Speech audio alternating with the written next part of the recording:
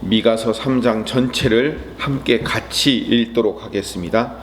내가 또 이르노니 야곱의 우두머리들과 이스라엘 족속의 통치자들아 들으라. 정의를 아는 것이 너희의 본분이 아니냐.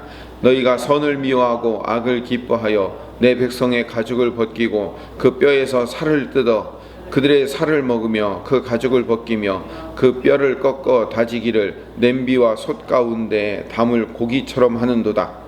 그때 그들이 여호와께 부르짖을지라도 응답하지 아니하시고 그들의 행위가 악했던 만큼 그들 앞에 얼굴을 가리시리라. 내 백성을 유혹하는 선지자들은 이에 물 것이 있으면 평강을 외치나 그 입에 무엇을 채워주지 아니하는 자에게는 전쟁을 준비하는도다. 이런 선지자에 대하여 여호와께서 이르시되 그러므로 너희가 밤을 만나리니 이상을 보지 못할 것이요 어둠을 만나리니 점치지 못하리라 하셨나니 이 선지자 위에는 해가 져서 낮이 캄캄할 것이라. 선견자가 부끄러워하며 술객이 수치를 당하여 다 입술을 가릴 것은 하나님이 응답하지 아니하시기거니와 오직 나는 여호와의 영으로 말미암아 능력과 정의와 용기로 충만해져서 야곱의 허물과 이스라엘의 죄를 그들에게 보이리라. 야곱 족속의 우두머리들과 이스라엘 족속의 통치자들 곧 정의를 미워하고 정직한 것을 굽게 하는 자들아 원하노니 이 말을 들을지어다. 시온을 피로 예루살렘을 죄악으로 건축하는도다.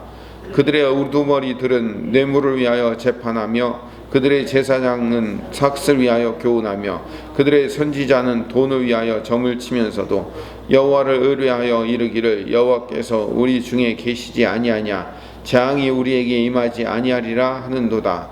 이러므로 너희로 말미암아 시온은 갈아엎은 밭이 되고 예루살렘은 무더기가 되고 성전에 사는 수풀의 높은 곳이 되리라. 아멘.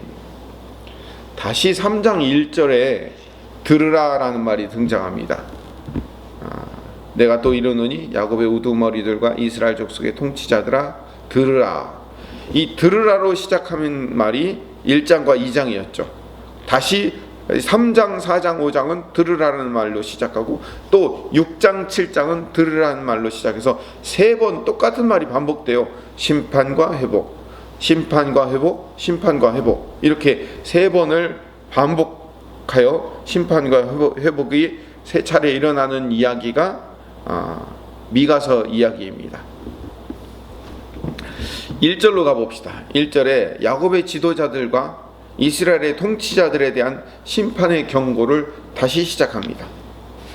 지도자들은 정의를 아는 것이 지도자의 본분이지 않느냐라고 질문함으로 시작해요. 1절 마지막 들으라. 정의를 아는 것이 너희의 본분이 아니냐. 그러니까 지도자들은 백성들을 정의로 다스려야 되고요. 정의를 아는 것, 공의와 정의를 아는 것, 그것이 지도자의 본분이에요. 정의를 하수같이 공의를 물같이 흐르게 하라는 그 말씀처럼 지도자는 본지 정의로 와야 되죠. 그 정의를 하는 것이 본분인데도 불구하고 그 정의를 행하지 않았다라는 것을 비유적으로 반어법적으로 표현을 하는 거죠. 지도자로 삼은 이유는 백성들을 정의로 다스리기 위해서 그런 거예요. 근데 2절에 악한 지도자들은 선을 미워하고 악을 기뻐하며, 로마서에서는 어떻게 하라고 되어 있어요? 악은 미워하고 선을 기뻐하라고 얘기하잖아요. 근데 로마서의 말씀과 정반대로 살아가잖아요. 하나님의 백성들의 가죽을 벗기고 그 뼈에서 살을 뜯어서 3절로 넘어갑시다. 그들의 살을 먹으며 그 가죽을 벗기며 그 뼈를 꺾어서 다지기를 냄비와 솥 가운데 담을 고기처럼, 다시 말하면 이 비유적인 표현인데 이건 뭐냐면 백성들의 고열을 짜내서 그들을 배불리고 있는 거예요. 가죽을 벗기고 살을 벗긴다는 건 정말 인육을 먹겠다는 얘기가 아니라 그들을 쥐어 짜가지고 그 고열을 짜내서 그 지도자들이 배불리 먹으려고 한다는 거죠. 4절에 심판의 때가 되면 악한 지도자들이 여호와께 부르짖을지라도 응답하지 않으시고 그들의 행위가 악하기 때문에 그들 앞에서 하나님께서 얼굴을 가리시겠다라고 말씀하셔요. 공의와 정의를 행하지 않는 결과죠. 그 결과로 지도자들의 기도에 응답하지 않으시고 지도자들 앞에서 얼굴을 가린다라는 것은 그게 가장 큰 심판의 결과예요. 하나님의 사랑의 결과가 뭐죠? 임마누엘, 하나님이 우리와 함께 하심, 또 하나님이 우리에게 우리 기도를 응답하시고 우리를 향해서 얼굴을 드시는 것, 그게 뭐예요? 하나님이 우리에게 주시는 복이죠. 근데 그 반대 표현하고 있잖아요.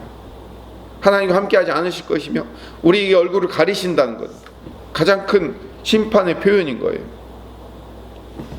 자, 이렇게 1절부터 4절까지 악한 통치자들에 대한 경고였다면 5절부터 8절까지는 거짓 선지자들에 대한 경고예요.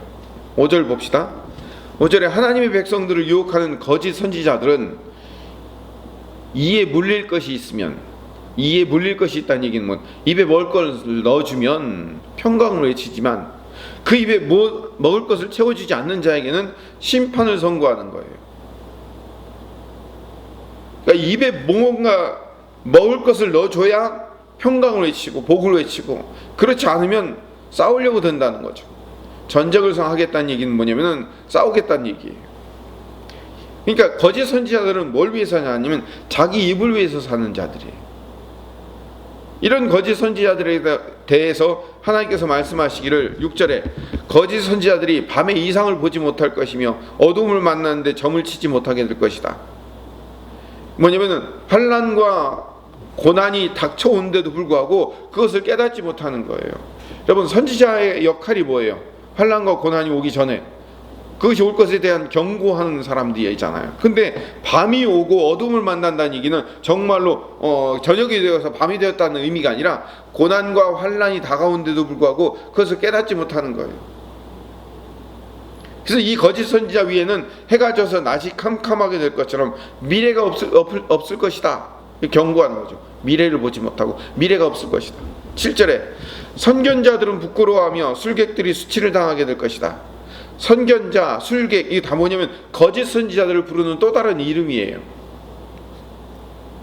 입술을 가리는 것, 즉 얼굴을 들지 못하고 말을 하지 못하는 것은, 그들이 입술을 가렸다 이 얘기는 얼굴을 들지 못한다는 거예요. 말을 못한다는, 선지자가 말을 못한다는 것, 하나님께서 응답하지 않으시겠다는 거예요.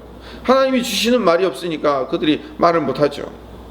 8절에 오직 미가의 이야기예요. 8절만큼만 미가 자신의 이야기예요.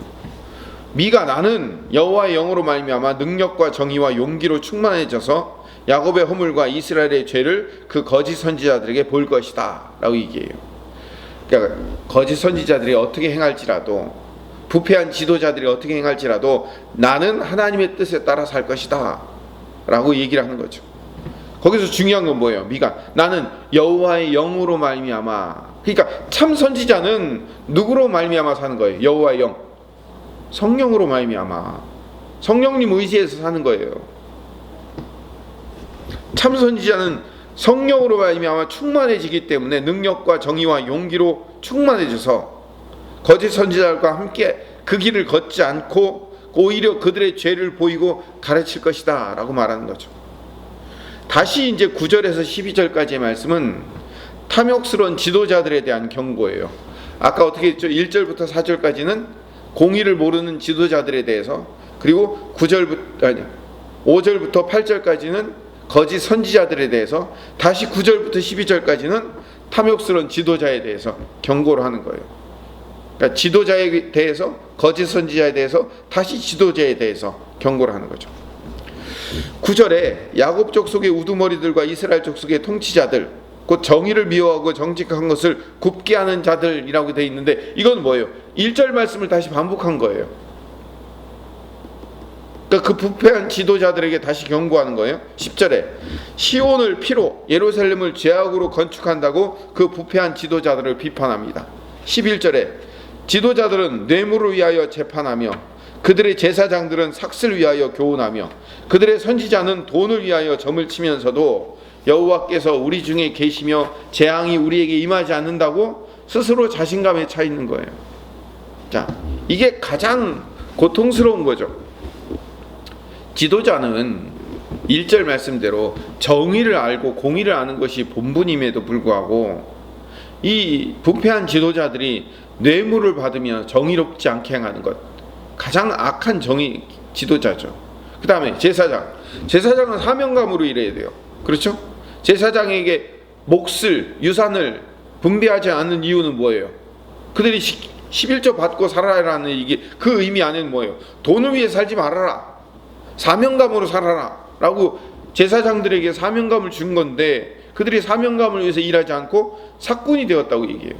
월급 받고 일하는 사꾼이에요. 또 선지자는 정직함으로 하나님의 말씀의 통로가 되어야 돼요. 내가 하고 싶은 대로 하는 게 아니라 하나님이 주신 말씀 그대로 전달하는 사람이 되어야 되는데, 돈을 위해서 남의 미래나 봐주는 타락의 길로 들어선 거예요.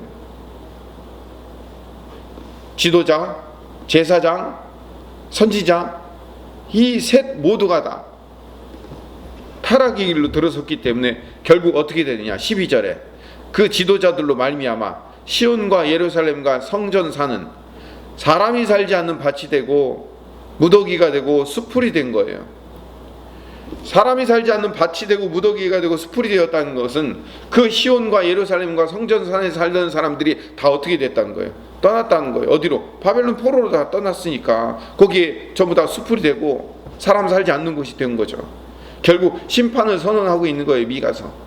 미가가 어느 시절이라고? 이사야와 똑같은 시절, 이스라엘이 남유다가 가장 솔로몬 시대 이후로 가장 부흥하고 있었을 때, 그때부터 이미 뭘 경고한 거예요.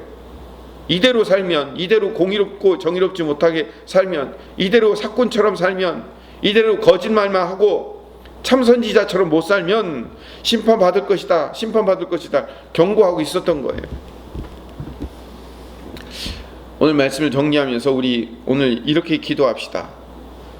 우리도 오늘 이 현대 교회를 살면서 심판을 경험하면서 지도자들을 위해서 기도할 필요가 있습니다. 나라의 지도자들, 그리고 교회의 지도자들인 목회자들을 위해서 기도해야 됩니다. 그 지도자들이 정의를 굳게 하며 사꾼이 되지 않도록 우리가 많이 기도해야 됩니다. 그 지도자들을 위해서 기도할 때 하나님께서 그 기도를 들으시고 그 지도자들을 바른 길로 인도하실 겁니다. 우리 옛날에는요, 삼각산에서 나라를 위해서 구국 기도를 하면서 나라를 위해서 기도했던 그런 많은 기도의 경험자들이었지 않습니까? 우리가 이 나라를 위해서 기도할 때 특별히 사꾼 목자가 되지 않도록, 사꾼 지도자가 되지 않도록 함께 기도하시며 중보하시는 하나님의 백성 되시기를 간절히 소망합니다.